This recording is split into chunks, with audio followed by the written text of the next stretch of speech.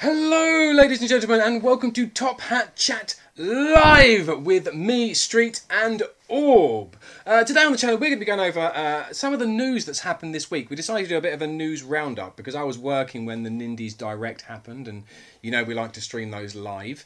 Obviously we've had GDC this week, which last week we were really hyped for, if you remember. We were saying we're definitely going to have things to talk about this week, and yeah, we don't. Yeah, GDC hasn't really given us a massive amount to talk about. But obviously there are other things that we can talk about, which is good news. How's everything going there? Fine.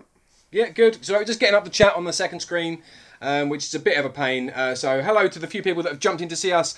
First of all, we have Jamie, Arcade Ted, Andrew C, and Bad Username. Hello to you all. Thank you for being here. It's much appreciated. I'm just going to make the screen a little bit bigger so I can see you all. There we are. And Lion Secret's popped in as well. Hello to you, Lion Secret. So, the first thing that we should be talking about, really, is Google's new console. Yeah, the Stadia. Yeah. I mean, we did a video about this quite a while ago when it was first rumoured that Google were going to be doing something about a console, again, after it all fell apart before. And this is kind of the big reveal event, I suppose. Now something's actually happening this week. Yeah, the news basically is it's going to be a streaming only service that will be able to stream on pretty much anything connected to Google. Yeah, it's the start of the Netflix gaming. Yeah. For real this time, and not just the sort of Games Pass approach.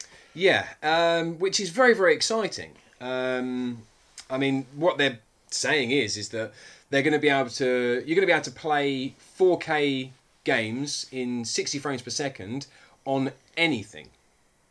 So, I mean, that's exciting. That's big news. They've also got integrators talking about the fact they're going to be working with 8K and 120 frames per second in the near future, which most people, and the gentleman that usually sits between us on this sofa, will say is pointless. Personally, I think that it's a step forwards, and you know, yeah, better resolution's interesting, just to see what they can do with it.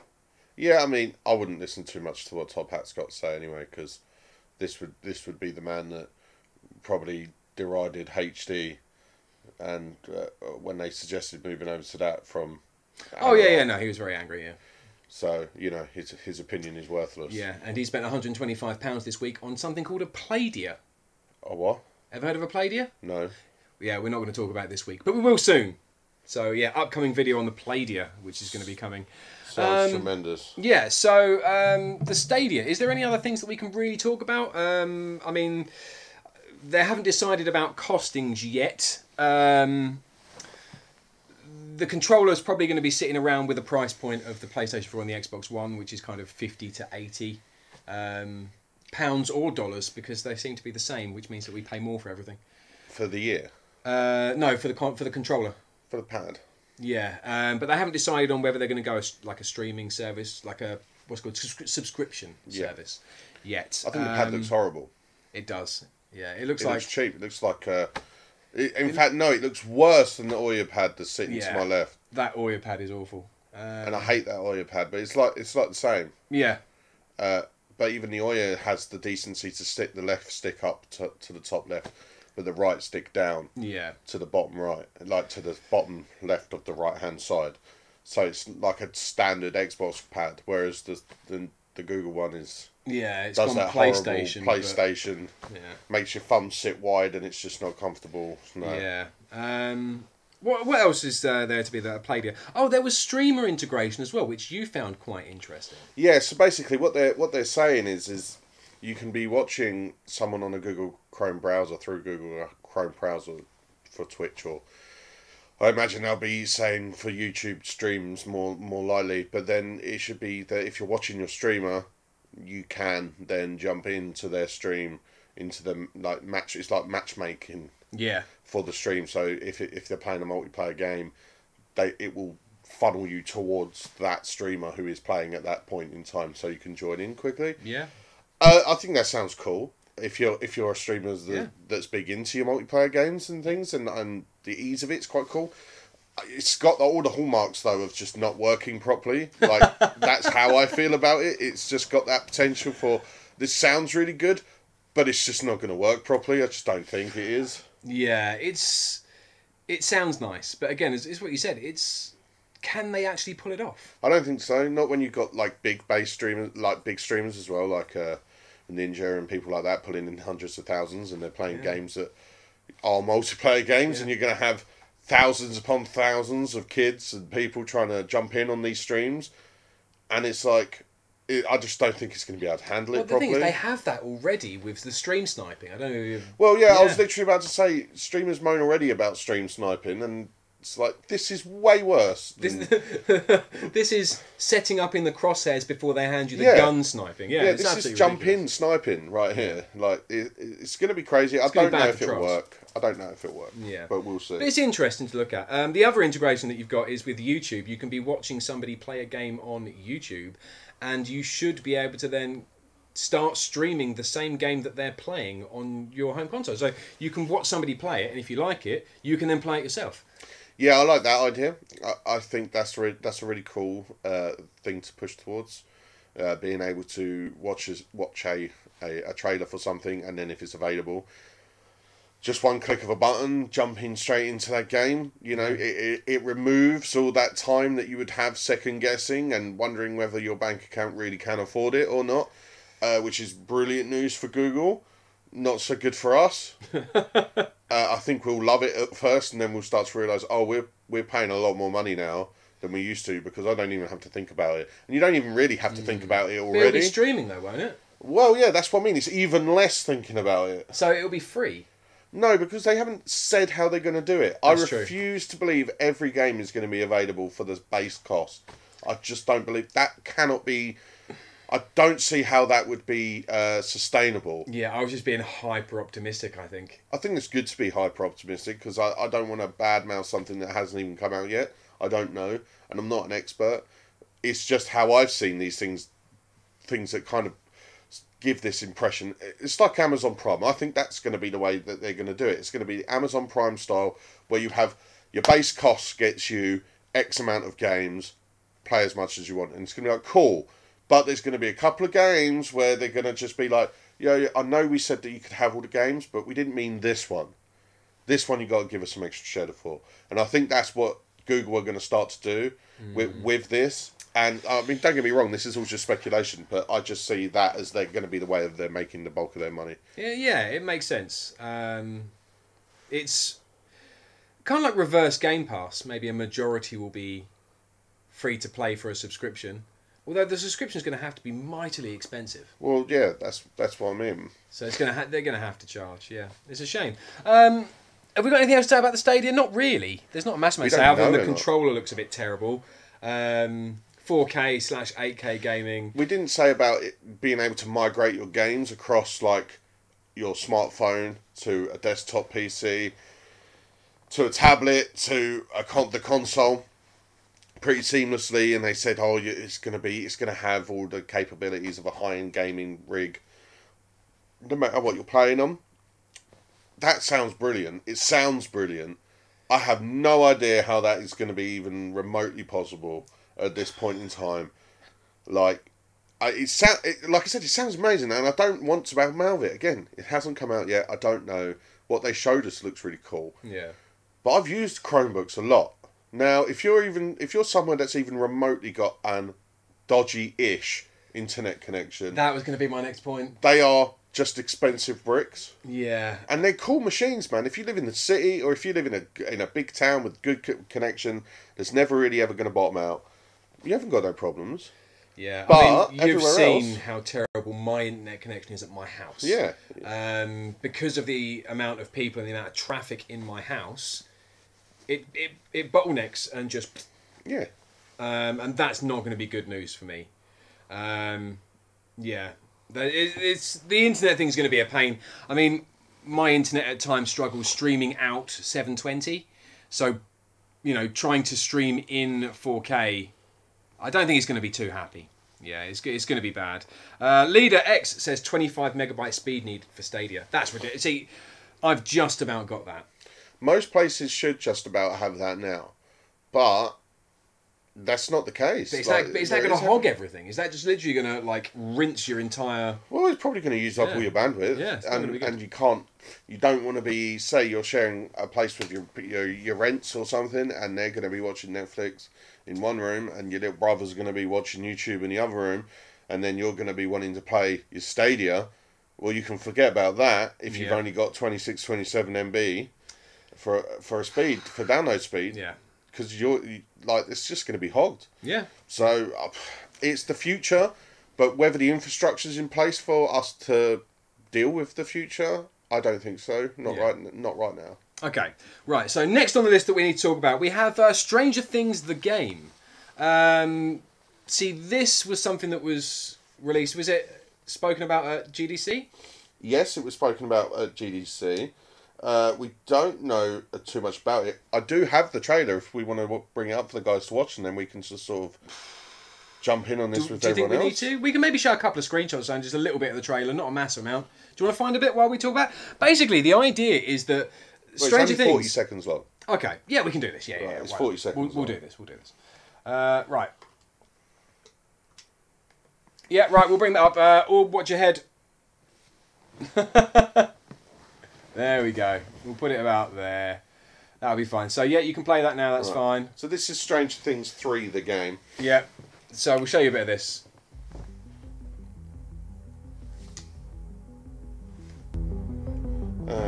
See, I've only seen the first season of Stranger Things, so I don't know too much about it. I love the isometric view already, though. Yeah, it looks cool. It looks very retro.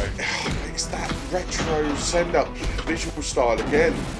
We're in the most powerful graphics age there is. It looks like a game from late 90s, early 2000s again. Yeah. I mean, gameplay-wise, it looks smooth, it looks nice. It doesn't look like it's point and click. I think it's like what do you call it? I think it's like a brawler. Yeah. So, I mean, an isometric brawler, that's an interesting concept, admittedly. Yeah. I think it'll be interesting to play. I mean, it looks nice. I mean, nothing completely blown away there, but it's coming out at the same time as the series.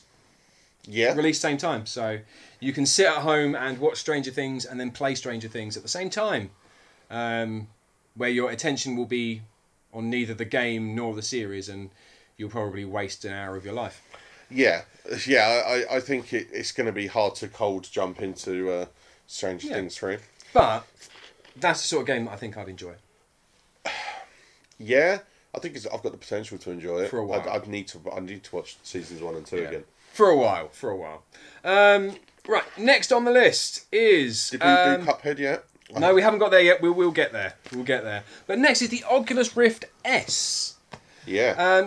One of the things that was showcased at GDC was the Oculus Rift S, which is basically a slightly upgraded version of the Oculus Rift with some added functionality. I mean, you've got it's a bit of room integration. I'm not exactly sure how they're doing it, but there'll maybe be cameras that see outwards, so you can. It knows where you are in the room at all times. No need to set anything up and. This upgraded model is going to eliminate the need for trackers to be placed in your room, so it knows where you are. There we go. Which is obviously good, because whilst the initial cost of the hardware goes up, actually overall the cost of the hardware goes down, because you don't need as many physical items in there. So I think it's like a natural progression, like it's a natural step. I don't think it rewrites VR yet, but it shows you that they're moving in that sort of direction. Yeah. The Oculus Rift also offers you the ability to use outward-facing cameras to look around you and see your room in real time, as opposed to having to take the headset off. I think that's pretty cool. I'm surprised they didn't have it already, to be honest. But I guess they wanted to, again, save some money on the outward-facing cameras and building that into the headset. It's good. I don't use VR. I'm not a big fan of VR. I have big hair and I wear glasses, so it kind of cuts me out of the Oculus Rift market. Yeah. Really, it's not my bag. But loads of people love it. I've got friends that literally play Beat Saber 2, 3, 4 times a week as a group, and they can't get enough of it. And I'm just like, no, but okay. So there's a market for it, and loads of people love VR, and it's provided us hours of entertainment watching people fall into their TVs and stuff. So, you know, I think that's going to be coming. Yeah, I mean, one thing I do like about VR is the perfect setup for on-rail shooters, and I love on-rail shooters. Yeah. It's the perfect setup for that. I just don't see enough of them, and I don't see enough people making good ones. There's a handful that I would say are very, very good that I've played at home, because I do have a VR at home, although the amount of setting up it takes... Well, no, it's not that bad, but get it out the box. The box is literally like this big. By the time I've got it out the box and plugged it all in and put it on and got everything working, I just want to take it off and sit down and watch TV. I'll be completely honest. But again, if there were some really, really good on-rail shooters, I would definitely be playing them. Yeah. 100%. So yeah, I mean that's about all there is for that. Yeah, there is a game coming out for the new Oculus. Well, for Oculus in general, I think it's called Azeroth. I think it's called. I couldn't quite remember reading it before. Is it Norse? It's a Norse mythology game, so I guess it's following in the footsteps of the game that we're playing tonight and on stream, and the reboot that they did of God of War. Yeah. Kind of going towards that Vikings Norse mythology. Which is always cool aesthetically, you know, very, very nice design wise. It looks really good, but apparently the whole deal for this game is it's a 30+ hours AAA style single player experience, which is different to most things that they've been releasing for the headsets and VR already. Although they did bring out Fallout 4 for the VR headsets, and they did bring out Skyrim for the VR headsets. But they were kind of bolt-ons. Well, they are kind of bolt-ons. And unfortunately, VR, one of my main issues that I have with VR is it can't do walking in a 3D environment properly yet because it makes people feel sick. Yeah. Like, they can't overcome the motion sickness, which is, you know, that's like a biological problem. That's not really anything wrong with their hardware. That's just a problem with that sensation on the human brain. So you have to, like, teleport instead of walk. Like, that's how they got around it for Fallout and for Skyrim. Teleporting and taking incremental steps actually doesn't make you feel sick, but it takes away from the immersion, and the whole point of a VR headset is immersion. Yes. So I don't know, man. I still think it feels gimmicky to me. Yeah, they haven't figured it out 100% yet, but it's a step in the right direction for the best possible VR, the VR experience that we dream of, and there can't be anything bad to say about that, can there? No. Let's be honest. Okay, can you remember what was next on the list? Cuphead. Cuphead, yeah. Cuphead, sorry, I have a list down there, which is why I keep on referring to my phone. Cuphead is coming to the Nintendo Switch. That was the first game that was announced on the Nindies showcase this week. And, I mean, there's not a massive amount to say about it, because it's Cuphead. Everyone knows what Cuphead is. And it's coming to the Switch.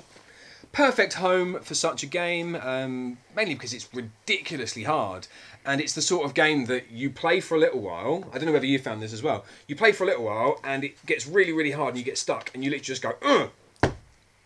And you walk away from it, and then you give it 10 minutes and make a cup of tea, and then you go back and go, I need to finish that. I need to finish that level. I need to finish that level. And you come back to it again. So actually, the Switch is perfect for that. Yeah. Yeah, it's good. It's definitely got a degree of pick up and play ability to it, and you kind of only really want to play Cuphead in short, sharp bursts, unless you're really trying to work at a boss, in which case you might spend an hour or two working out the pattern for one, or, you know, it takes a while. I've got some experience playing Cuphead. I've done pretty much the entire first world, and I think there's 3. I don't own it. A friend of mine does, and we spent a lot of time on it. It's incredibly frustrating. It's massively good. Harkening back to bullet hell shooters of yesteryear, basically, and ridiculously good platforming. And it's fun platforming. Although those are actually an afterthought. The game was just going to be bosses, and then they ended up adding in the run and gun sections. Yeah, and it kind of feels like that a little bit. I can kind of see it. The bosses are clearly way more thought out than the levels. Yes, and there's a lot more time and effort put into them, and I think you can really tell that. And the bosses are really tremendous, actually. Obviously, the big thing that Cuphead has going for it is, from a design standpoint, audio and visually, it's phenomenal. Yeah. I mean, we have Dan Ibbotson from Slopes Game Room here right now. Says Cuphead is stunning. It is possibly one of the nicest looking games I've seen in a long time, because it takes the art style in a direction that nobody should have gone but did, and it worked. Yeah, yeah. I mean, that's pretty incredible. They really took a punt on the fact that people would enjoy how it looked. I don't think it was... And it did. Like, it went well. It's a calculated punt, because, yes, it took the man-hours put in for a design standpoint, and because everything's hand-drawn. Like, all the animation is hand-drawn. So the man-hours and the labour that was put into it is incredible, and it's a massive investment. But 1940s, 30s style cartoons are actually very chic and very in, and they come back. You know, it's almost that hipsterish kind of appeal that it's retro, and we love it because it's old. But actually, a lot of us, even us, you know, we're still in our 20s, grew up watching a lot of cartoons from the 50s. Maybe not quite the 40s, but, you know, we grew up watching things like Steamboat Willie and Tom and Jerry and black and white cartoons to that effect. So it's actually quite good nostalgia for us as well as older people, and it is an introduction for newer gamers into that visual style. But it's a calculated risk. It always pays off because it looks so good. Animation, hand-drawn animation, always looks that good. Yeah. And it always will do. And the fact that it's a very decent game, and it was exclusive to the Xbox One for such a long time, meant it was always going to do well, because Xbox has a catastrophic lack of exclusives. Yeah. So anytime it was going to get a semi-decent one, it was going to kick off. It was going to get big. And luckily for Cuphead, it had the combination of stunning visuals, good gameplay, one of the only Xbox exclusives. Yep. And it kind of meets, and it really launched it, and now it's built up its whole new fan base. Yeah. Some of the like products that you can buy based around it. So the Funko Pop guys have done Cuphead and Mugman Funko Pops, but they're not the vinyl pop ones. They've got normal eyes and stuff, so they look way better than the normal ones. Sold like hotcakes. Yeah.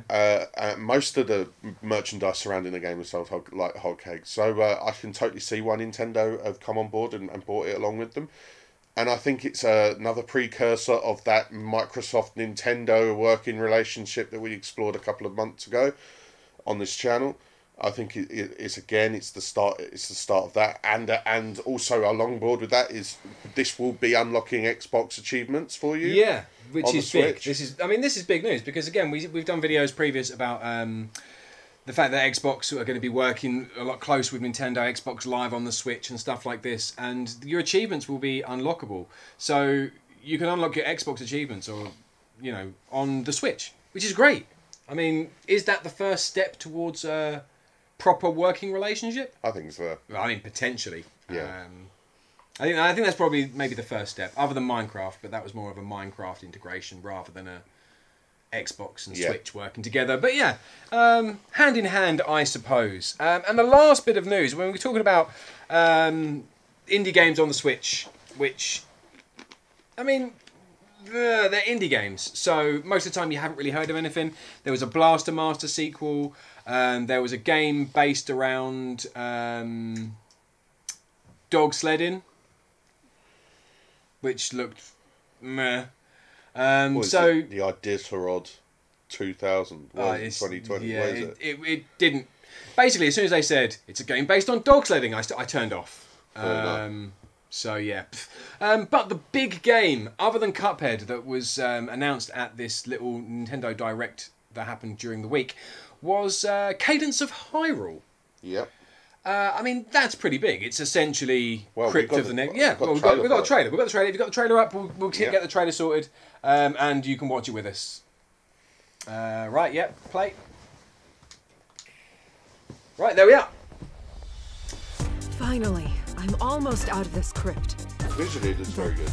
This isn't the world Yes, it does. At least this guy is familiar. Yeah, I mean, it's... Trust she's the character from the original Necro Dancer. As far as I know, yeah. Although I didn't think play I was called here for a any of it, actually. I've played a little. I played it like once or twice. It looks like I've got work to do. I've seen speedruns of it, and it was like, oh, I don't know. This time, I have help. There we go, and that's the big reveal, which most people have probably seen by now. Yeah, Cadence of Hyrule, this is called. Music's great. Music's fantastic. And but it's a very musically based game. It's a rhythm based game. well, yeah. You know. And I think the title's fantastic as well.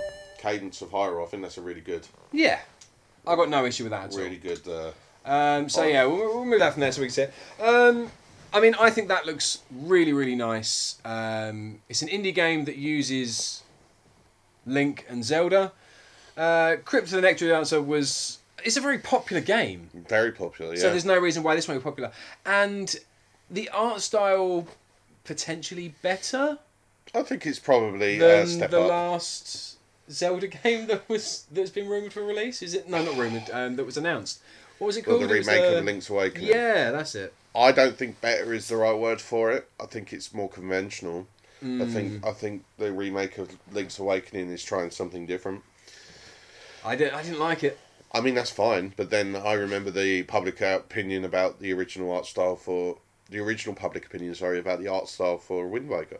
I didn't like it then, don't like it now. Well, you see, loads of people really love it Yeah. now, and back then, everyone hated it. It's the only thing that's really held up, though, isn't it? That's whole cel-shaded graphic style. That's the only thing and hand-drawn are the only things that really hold up for extended periods of time. Really. Yeah, I mean, I can understand that. I mean, look at Borderlands. Yeah, They're looking at a Borderlands remaster, and there's no need for that game to be remastered. no. It looks exactly the same. It doesn't need a remaster because it already looks nice. It does. Yeah. So yeah, I mean that was kind of the news for this week. The news that we found important anyway, and that we really wanted to talk about. We've got to show you a couple of the trailers, in case you hadn't seen them yet, of the ones that we found specifically important to us. Yeah, I think this was fun. Yeah, I think this was fun. Yeah. We had a few, what do we call it? We had a few technical difficulties, which meant we ended up starting about 10 minutes later than we would usually. So we were going to show you a few more of the trailers that we had lined up, but actually, the Nindies announcement and GDC were actually kind of a bit of a disappointment, really. Yeah. And by the sounds of it, the big games companies are really putting everything into E3 this year. Xbox have even come out as much and said that they're going to be putting in a lot of effort for their E3 this year. Well, they don't really have much of a choice, bearing in mind that PlayStation and Nintendo aren't going to be there.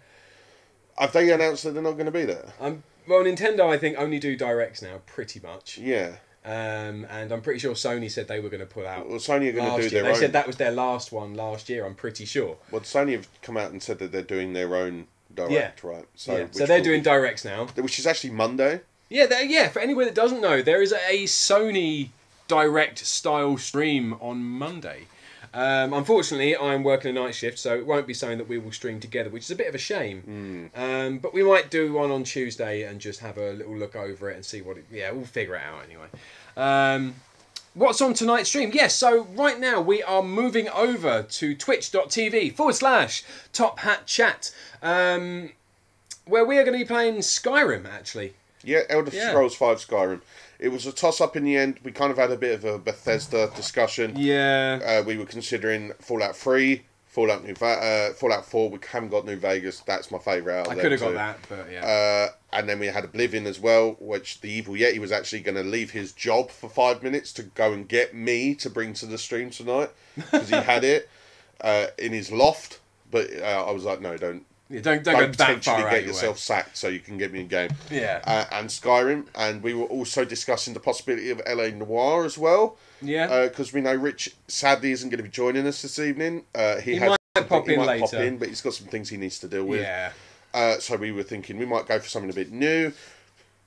Amazingly, Street is probably one of only 3 people left on the entire planet who's not played Skyrim. It's me. It's only me and the Akari Warrior.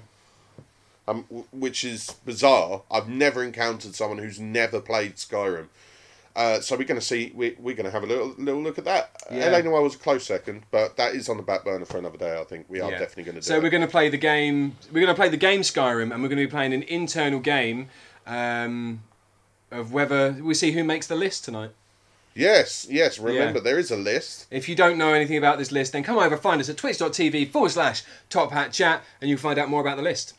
On top of that, there is a second game that I'll be playing is, do I go out tomorrow and buy Skyrim? We'll be playing that as well. So yeah, come and find us over there. If you haven't set up an account, do so. It takes like 30 seconds and it's not going to cost you anything. So yeah, we will see you next time. If you're going to go away now, which you shouldn't. If not, we'll see you over on Twitch. Cheerio.